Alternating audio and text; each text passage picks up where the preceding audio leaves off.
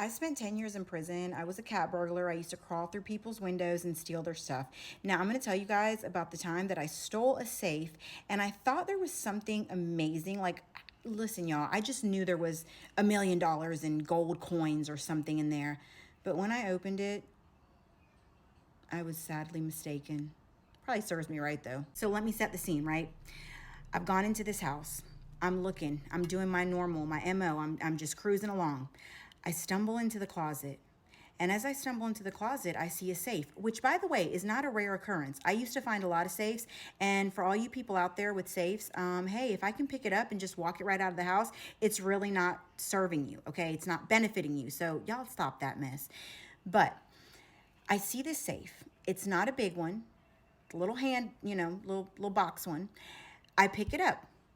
I don't know why. Maybe it was because the rest of the house was just very, very nice. I could tell these people had a lot of money. It was an affluent neighborhood. So I just knew in my gut of guts there was $1 million or more of gold coins, of gold bars, of cold hard cash in there. Listen, I just knew, you guys, I had hit the biggin. I picked the safe up. I'm happy. I don't even go through the rest of the house because I'm like, you know what? I have $1 million in this safe. I really don't need to do anything else. My day is done.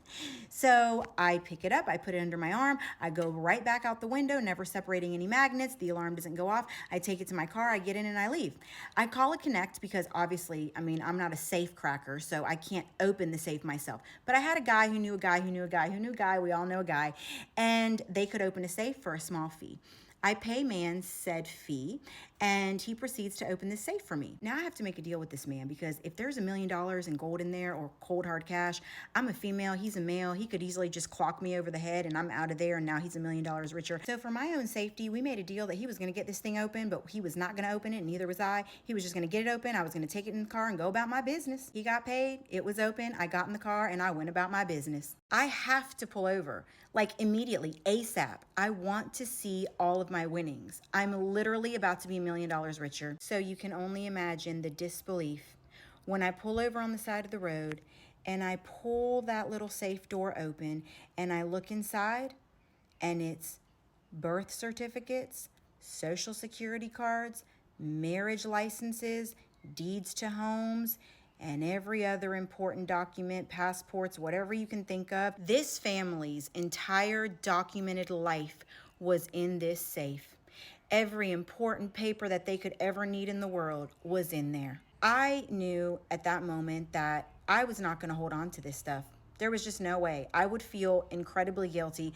Y'all don't come for me talking about how did I feel guilty about that, and I didn't feel guilty about going in people's shit. I get it. Just telling y'all what I was thinking, okay? Okay. Now listen, y'all. I was doing some shady, shicey shit, okay? I was robbing people. I was taking people's stuff. I wasn't sparing anybody, and I wasn't doing anybody any favors.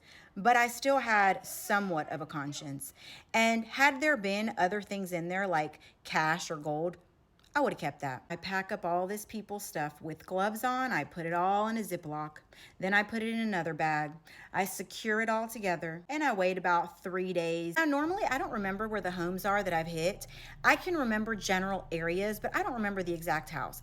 But because this house was so freaking huge, so beautiful, it was on the water, I knew what street it was on, and I knew if I drove down that street, I would spot it. I mean, it was a beauty. So I get in my car, I go to these people's house. The mailbox is at the end of a very long and beautiful driveway, thank God. I put that bag with all of their precious documents in that mailbox. I close it, and deuces, baby, I keep it the hell moving quickly. Even though I was doing the crappy craps, I knew that I still had a conscience in there somewhere, and I still wanted to sometimes at least try to do the right thing. And no, it wasn't because it wouldn't benefit me. I could have sold all of those documents easily, and somebody who was in the fraud world could have done something with them, but I didn't. And I'm not trying to get any props for that or get any accolades or pats on the back. I'm just letting you guys know that sometimes good people are in shitty predicaments and make very bad decisions, and that was the case. I don't know who those people were, and I feel very bad for doing what I did,